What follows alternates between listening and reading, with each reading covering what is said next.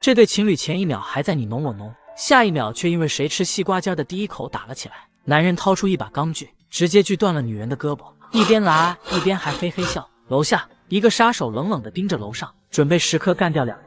原来女人已经结婚30年了，她的老公买通了一位杀手，想尽快杀死这对勾骨男女。只可惜杀手的动作有点慢，女人让阿三提前一步弄死了。